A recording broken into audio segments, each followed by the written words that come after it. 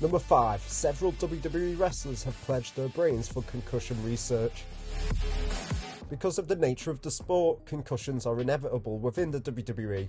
From the days of straight chair shots to the head, the company have come a long way in ensuring the safety of the talent, such as banning shots to the head with weapons along with certain moves.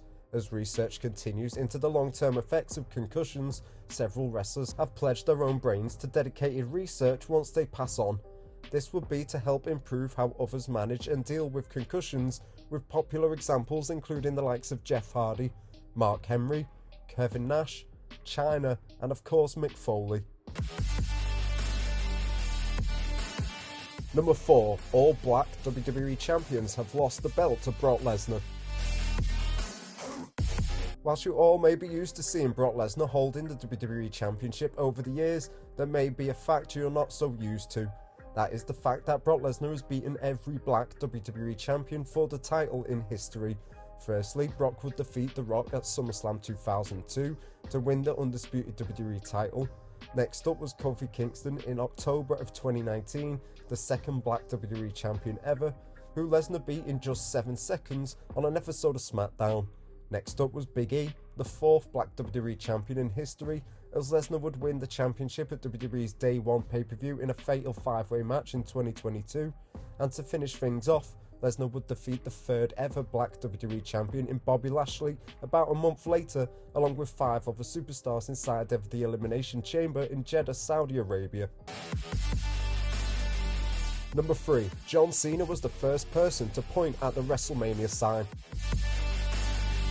Nowadays, on the road to WrestleMania, pointing at the WrestleMania sign seems like a tradition that has spanned the company's history. However, this trend isn't as old as you may think. The WWE originally started hanging the WrestleMania sign in arenas back in 2004 on the build-up to WrestleMania 20, but the pointing didn't start until 4 years later. As the 2008 Royal Rumble rolled around, John Cena would make a shocking return, arriving back from a gruesome pectoral injury months earlier than expected, and went on to win the Rumble by eliminating Triple H, followed by jumping up onto the turnbuckles and pointing at the WrestleMania sign to show everyone that he was heading to WrestleMania. So next time the excessive pointing begins, you can be sure to thank John Cena for starting the trend. Number 2. Goldberg didn't want to be called Goldberg.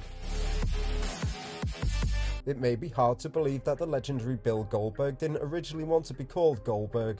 During his early days when he first started training to become a pro wrestler with WCW, he was tasked with coming up with a ring name for himself and had decided on the Hybrid as his ring name. However, the higher-ups at WCW had other plans and told Goldberg he couldn't use the name the Hybrid as they didn't think it would sell enough merchandise. Goldberg would respond by saying he would never be popular enough to sell anything anyway. WCW higher-ups would disagree and decided to use Bill's surname, which was Goldberg, which he has continued to be called ever since, and the rest is history. Number 1. Brock Lesnar and Kurt Angle were the first WrestleMania headliners to use their real names. Before WrestleMania 19, we had already seen countless classic WrestleMania main events, from the likes of Hogan and Andre to Stone Cold and The Rock. However, one common thread amongst all of these main events before WrestleMania 19 is that every wrestler used a ring name.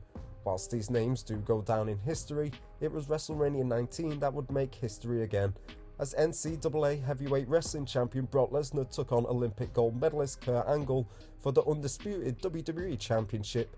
And as the headline said, the first ever main event on the grandest stage of them all featured both men using their real names.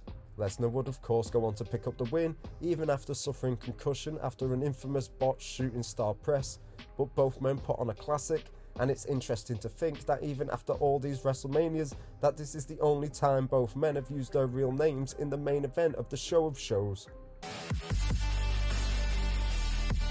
Thanks for watching. Don't forget to subscribe for more wrestling content.